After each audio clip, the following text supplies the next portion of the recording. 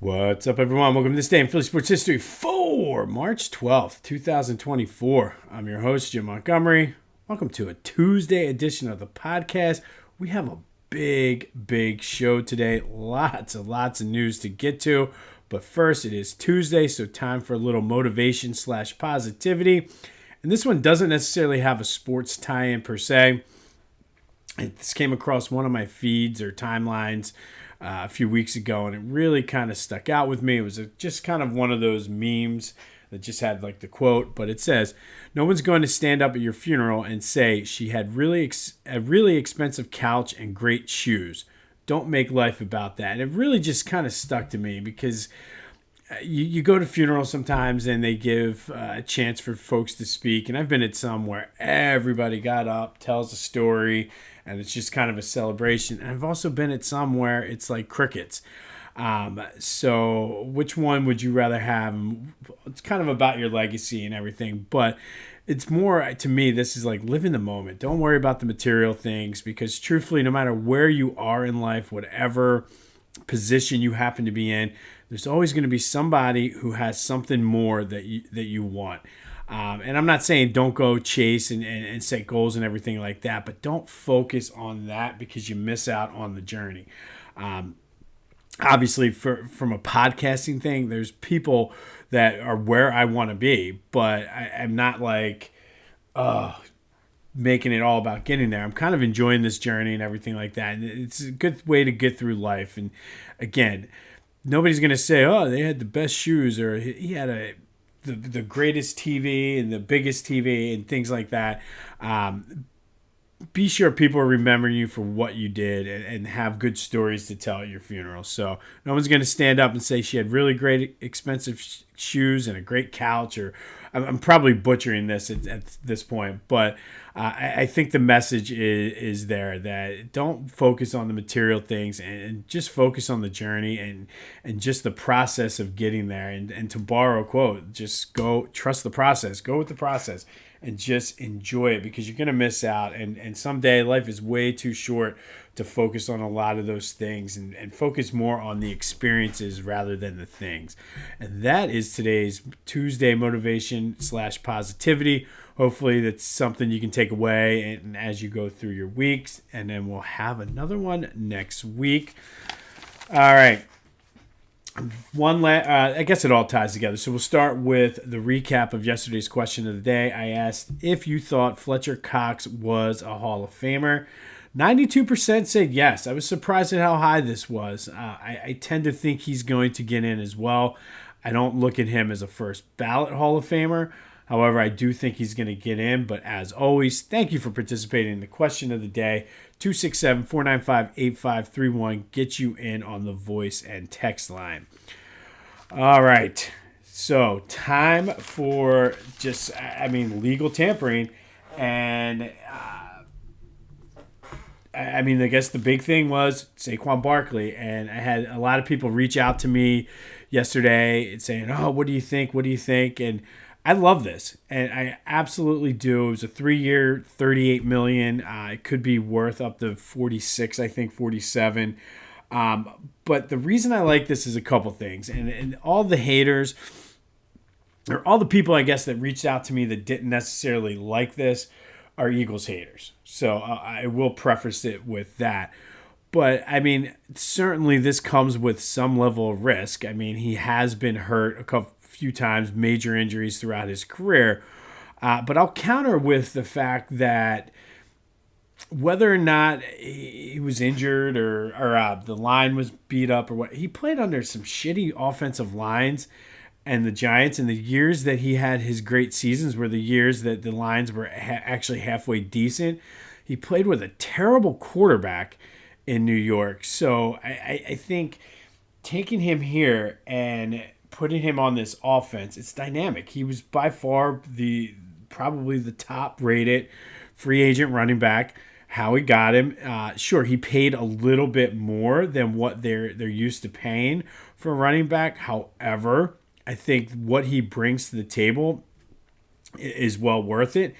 I think what gets lost too, I know a lot of people I did see a lot of people say, oh, well, I'd rather have Swift. And I still think that DeAndre Swift is more of a poor man's Saquon Barkley. Yes, he can run. Yes, he can catch. But I think what Saquon brings to the table that DeAndre could not do, and you saw this late in the season, especially after the San Francisco game, is Saquon can pick up a blitz. And that to me is one of the it's an underrated thing, but I think it's one of the key things that was missing from that team last year was teams knew they could blitz the hell out of the Eagles and there was nothing they could do about it. So you got a guy like Saquon that can pick it up. They had Miles Sanders was halfway decent picking up the blitz 2 years ago. So I think this is a good move for this offense. I think what he brings is well worth it. Obviously, he's a local guy, Whitehall High native, Lehigh Valley. To all my LV peeps out there, I'm sure you guys are loving this. And he really endeared himself to Eagles fans within an hour of being reported that he was going to sign when he went right back at Tiki Barber, which I love. Giants fans are pissed. I saw people on Twitter peeing on his jerseys. Like, it's great. And I love that. To me, this is a better rivalry than the Cowboys because they, like the Giants, like, I don't know, other than Cowboy fans that live in this area, I don't think Cowboy fans really get as hyped up for the Eagles as we do for the Cowboys. But I think the Giants, like, there's something there, and this is just great for that. But Saquon Barkley, I like it. Again, I think that was there is always going to be some risk involved with anything. But I mean, I feel this is going to be more in line with Ricky Waters than what it was with DeMarco Murray. So, I mean, obviously we'll see. You got to do it on the field, but I like this first step. Now, the rest of the offense, I would like to see. The only thing I want to see for offense is maybe bring in a backup tight end. Right now you have Dallas and Albert O. And I want to see extend Devontae and then focus the rest of your efforts on defense. I want to see that today. They did do some defensive work yesterday. Bryce Huff, 3-year, $51 million. I'm more worried about this signing than I am Saquon, and here's why. He's a pass rush specialist who wasn't necessarily on the field for a lot of running downs. Whether or not, I don't know if that means he can't. So I don't think Howie would go out and spend that kind of money on somebody who that he maybe, unless he had a plan. I'm sure Vic Fangio signed off of it, just like Kellen Moore probably signed off on Saquon. But I think I'm going to trust Howie on this one, but I'm more concerned with Bryce Huff than I am Saquon Barkley, because the other thing with Saquon is everybody's like, oh, well, Kellen Moore likes to pass. Zeke Elliott and Tony Pollard had some pretty damn good years as Kellen Moore being their offensive coordinator. So I think I would just relax with that. But Huff, I mean, I like the potential this dude has. So we'll see how it goes. They did sign Zach Bond, who was a linebacker with the Saints. He's a versatile guy, can play all three positions, more of a special teams depth guy with the Saints. I don't think he's going to be our long-term answer, but it's a 1-year deal. Give the guy a shot. We'll see. And then the other big news was extending Landon Dickerson. He's the highest paid guard, which, again, I like it. He's sort of the heir apparent now on that offensive line. It's going to be a lot. It's going to be expected of him. So I think he's going to step up. But overall, I think a good first day of legal tampering.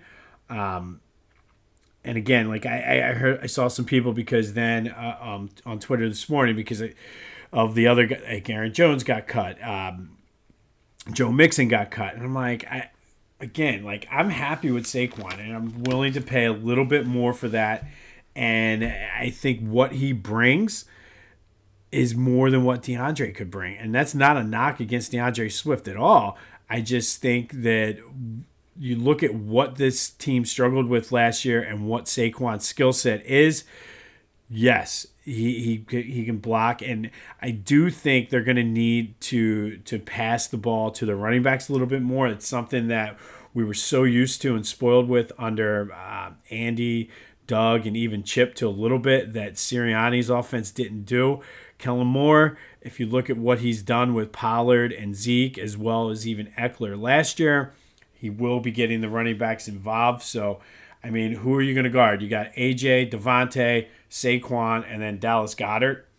I mean, that's one hell of an offense. And then hopefully Jalen comes back with his head right and hopefully not injured. And then you always got to throw in the threat of him running. Like I said, I think offensively we're fine. I want to see them extend Devontae and now move on and focus on the defense for day 2 and moving on. But overall, I give the day probably an overall B+ grade for the Eagles.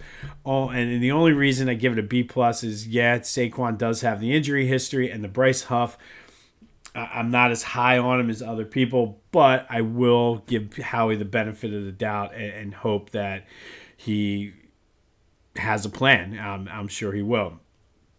All right, moving on to Bubble Watch time. And the Nova men are getting ready to take on the DePaul Blue Demons. I think that game is tonight. I should have probably... I don't know why I didn't do that. But Temple women, while all of us were sleeping last night, Temple women move on. They survive. And by the way, Villanova plays tomorrow against DePaul. But the Temple women had a little bit of a scare against... oh, man, who did they even play? I can't... I was so excited about Saquon. I didn't really take good notes for them. Tulane.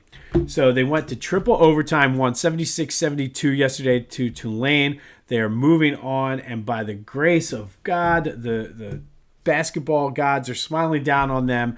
The Rice Owls upset North Texas, who was number 2 in the conference. So they were taking on the number 10 seed tonight at 9 o'clock. So I don't want to say it's an easy game in tournament time, but they got the best possible draw they could have, especially after playing a triple overtime. So the Temple Lady Owls will march on, taking on the Rice Owls tonight at 9 o'clock. The Villanova men still are hanging on by a thread to that last team in, according to Joey Brackets. So we'll see what happens as they kick off the Big East tournament tomorrow. But again, big win for my Temple Lady Owls. Hopefully they can defeat the other Owls from Rice tonight at 9 o'clock. Probably will be well past my bedtime, but that's okay. Phillies update. Bryce Harper had a nice day yesterday, going 1 for 3. Christian Pache. Remember, we're kind of keeping track of the Jake Cave, Christian Pache sort of battle there for one of those bench spots. Pache went 1 for 2 yesterday. He got the start.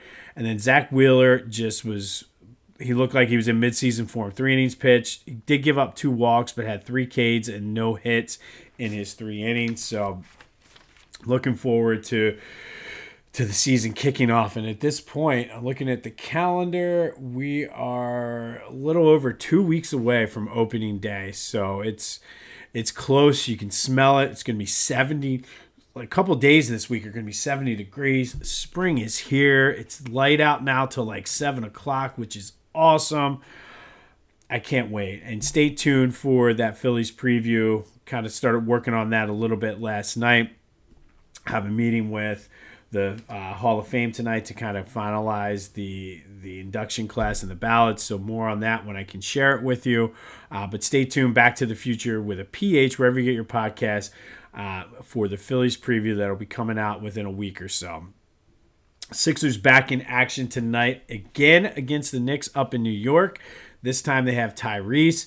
I'm anxious to see. I didn't see the line yet on this, but I bet you the total is low, and it's probably a good night to bet over. Tyrese is back, and there's no way they're going to score 140 points in a game again. But big game for them coming up. I think we're at this point starting tomorrow. We'll probably start the Sixers standing watch, the playoff seeding. Probably do that for them and the Flyers, as both of them are under 20 games remaining. And the Sixers, again, who knows which way they're going to go. They're so close to the 10 seed. Actually, probably not the 10 seed, but they could very easily fall to 8 or 9. They could very easily get up to 4 or 5. Who knows? So it should be interesting. Flyers, speaking of them, are in action tonight at the Wells Fargo Center against the Sharks. They'll be without their coach, who was suspended for those 2 games. But it's okay. I like it. Busy night for Philly sports teams, as the Union also are in action tonight. They're taking on Pachuca in leg 2 of their CONCACAF Championship Cup, round of 16. They had a 0-0 draw the first time around, so the Union are going to have to, if they want to advance, they're going to have to win by a goal. So looking forward to that. But again, that's another late. Everything's on late tonight, and I don't know. I get up at 4 o'clock in the morning. It's hard to stay up late. But while you're staying up late watching these games and checking out our teams, go to phillygoat.com. They have you covered for all your Philly sports-based apparels. They honestly, head to toe, between hats, shirts, they have sweatpants, they have shoes, you name it, they got you covered. Those shoes are amazing. Cannot wait to order mine soon. Go to phillygoat.com. Use that promo code Jim Montgomery for 10% off. Once I get the shoes, I'll show you how they are. I'm super excited for them. But go check it out. phillygoat.com. Promo code Jim Montgomery for 10% off your order. That's phillygoat.com. Use the promo code Jim Montgomery for 10% off of your order. All right, today we are going to go back to 1997. And on this day in 1997, the Sixers lost to the Bulls 108-104 at the newly opened Coors State Center. Scottie Pippen had 31 for the Bulls. Dennis Rodman pulled down 17 rebounds. Michael Jordan had 23. Jerry Stackhouse had 19 for the Sixers. But the big story was rookie Allen Iverson. Rookie Allen Iverson going up against Michael Jordan. And it was, I think, their 3rd time that year playing each other. AI had 37 points on 15 for 23 shooting, including 5 for 8 from three-point range. He added 4 assists and 2 steals, but that wasn't even what anybody remembers. Everybody knows what play I'm talking about. This was the infamous crossover where he broke Michael Jordan's ankle, hit the fall-away jumper, and at that point, this is the game where we all knew we had something special with Allen Iverson. Did we know it was as special as what it was going to turn out? I don't know, but to me, that was the first time I remember thinking, this dude is good. You go on YouTube, look it up, the crossover where, like I said, top of the key, broke Michael's ankle and hit the jumper. AI did win Rookie of the Year that year, went on to be a Hall of Famer, won the MVP in 2001, 4-time scoring champ. But this was sort of that breakout moment for me that I knew this dude is going to be good, and he's going to be very, very good for the Sixers. But that leads me to today's question of the day, because he had such a great career here in Philly, so many iconic plays, and I had to kind of sit and think about this and narrow it down myself because there were so many to choose from. But what is AI's most iconic play? Is it the crossover on Michael Jordan in 97? Is it the step over in the NBA Finals on Tyronn Lue? In 1998, he had a dunk over Marcus Camby off of a foul shot. Go look up that YouTube. When Camby was playing for the Raptors, there's no reason. It defied the laws of physics, what AI did. Or he had an overtime steal against the Wizards in 2005 with 2 seconds left. He stole the ball, drove down, laid it up to give the Sixers the win. But maybe it's something else. You have a different iconic play. But let me know, what is AI's most iconic play? Is it the crossover, the step over, the dunk on Marcus Camby in 1988, or the overtime steal against the Wizards in 2005? Something else, let me know. Let's celebrate some AI today in honor of the anniversary of when he broke the GOAT's ankles on this day in 1997. All right, finally today, our Philly Sports Women's History Month Spotlight. We're going to take a look at Linda Page, who was a basketball superstar from Philadelphia. She went to Dobbins Tech, where she was in high school All-American. And I'm going to go on record and say this right now, and let me go through some of her accolades before you cancel culture me. I think you can make the argument that Linda Page is the best baller in Philadelphia public school history. And that includes the Catholic League, and that includes the entire history. And yes, there's one big, large man that everybody says is the greatest basketball player to ever come out of Philly. I'll make the argument, you can make a very strong case that Linda Page is better than Wilt Chamberlain as a Philly icon. She broke many of his records in high school, including the single game scoring record. Wilt scored 90 against Roxborough in the 50s. She scored 100 in 1981 against Mastbaum. She scored over 2,300 points in her career and has a lot, like I said, a lot of those public league records. From the public league, she went to NC State and just continued her phenomenal career. She went to 4 NCAA tournaments. They went to the they won the 1985 regular and conference ACC championship. In 1983, they won the regular season ACC championship. Was the ACC tournament MVP in 1983. Two-time All-American, two-time All-ACC first team, three-time All-ACC tournament team. She's on the ACC's 50th anniversary team. Second all-time at NC State in scoring with 23 points per game. She's one of 4 players to score 2,000 points. She's their career free throw leader. Her jersey is retired. She played professionally over in Sweden and Spain. She was the Enquirer Athlete of the Year in 1981. She's in the NC State Athletic as well as the Philadelphia Sports Hall of Fames. And again, I think why people don't know her more is because of the state of women's basketball in the mid to late 80s before the WNBA came. They all had to play overseas. Had the WNBA started 20 years earlier, Linda Page would be widely considered up there with Wilt Chamberlain.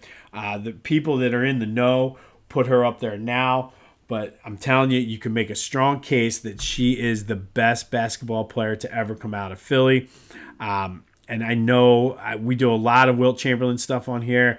I know my Uncle Randy is probably freaking out right now, me even thinking about that. But look up Linda Page. There's probably not even many highlights you can find on YouTube, but read articles about her. She was phenomenal, scored 100 points in high school, dominated at NC State, and would have dominated in the WNBA had the WNBA existed. It's certainly just a victim of time. But Linda Page is today's Philly Sports Women's History Month Spotlight. One of the top, put it this way, if she's not the best, she's number 2. One of the top 2 players, men or women, to ever come out of Philadelphia playing basketball. Linda Page, shout out to you. Today's Philly Sports Women's History Month Spotlight. On this day, back in 1997, Allen Iverson, with quite possibly his most iconic play ever, crossing over Michael Jordan, hitting a shot, and making Michael Jordan look silly. In a year that 97 team, that was the Last Dance team. Funny how that didn't make the documentary. I think, no, that wasn't the Last Dance team. Forget that. I think the following year, 97, 98 was. So forget I even said that. That's why I did not make the Last Dance documentary.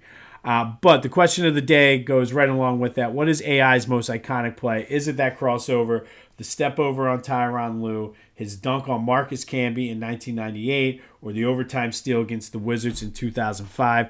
267-495-8531. Get you in on the voice and text line. Let me know what you're thinking. What does Howie have up his sleeve for today?